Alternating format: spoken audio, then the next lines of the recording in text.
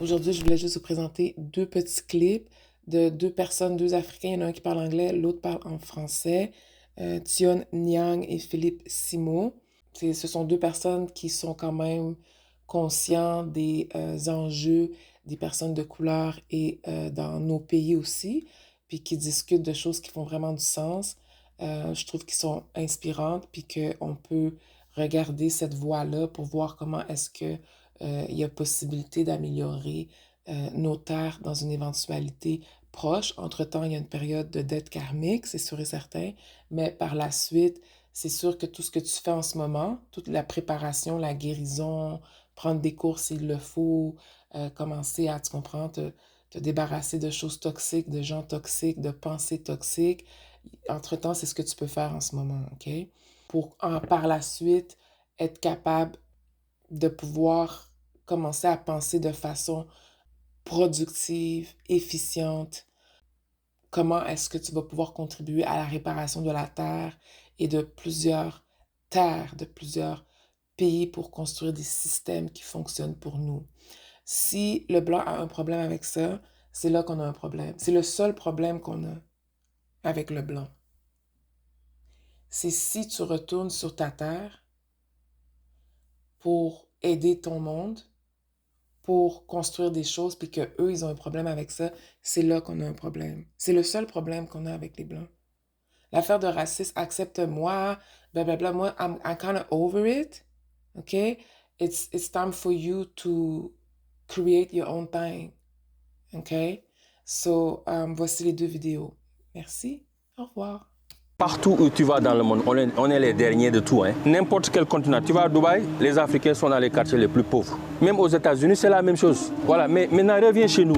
On est même dans notre propre pays là. Tu vas dans les plus grands restaurants, les plus grands hôtels, les plus grandes entreprises de ce pays-là. C'est les Guinéens et les Sénégalais qui travaillent derrière. C'est les Français, les Libanais, les Chinois, maintenant les Indiens, les Turcs maintenant, qui nous font travailler dans notre propre pays. C'est la honte.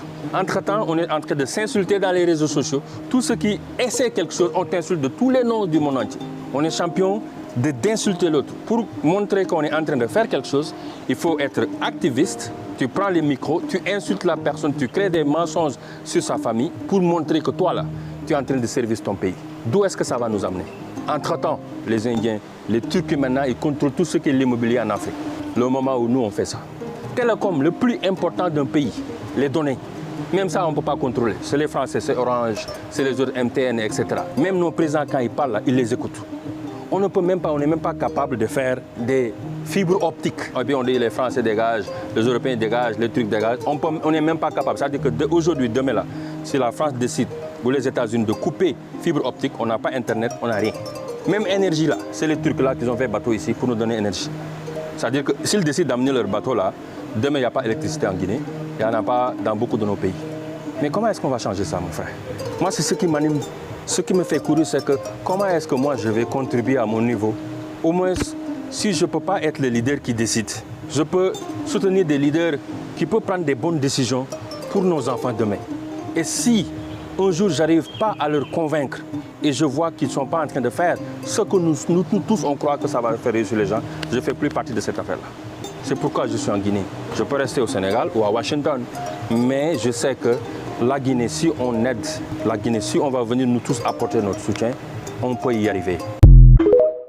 Donc la diaspora, je pense que ce sont des gens qui ont expérimenté des choses, qui ont vu des choses et qui se doivent quelque part de ramener ça aussi au continent, de faire ce transfert de compétences intellectuelles, de savoir-faire, de savoir-être pour donc accompagner aussi la croissance de leur pays.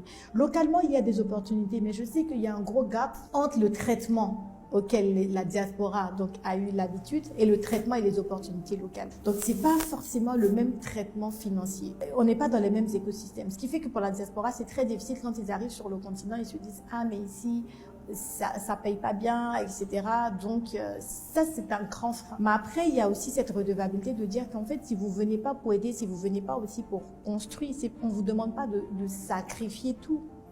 Mais il faut trouver le juste milieu de sorte à ce que quelque part vous vous dites mais en fait quelle est ma part de responsabilité pour faire évoluer ça, parce que tant que économiquement on sera faible, on ne pourra pas avoir de proposition de valeur qui va attirer donc d'autres écosystèmes. Donc si vous ne venez pas pour soutenir cette croissance-là, in fine, vous allez être à l'extérieur et vous plaindre qu'il n'y a pas d'opportunités, mais les opportunités se créent et il faudrait que vous veniez créer ces opportunités.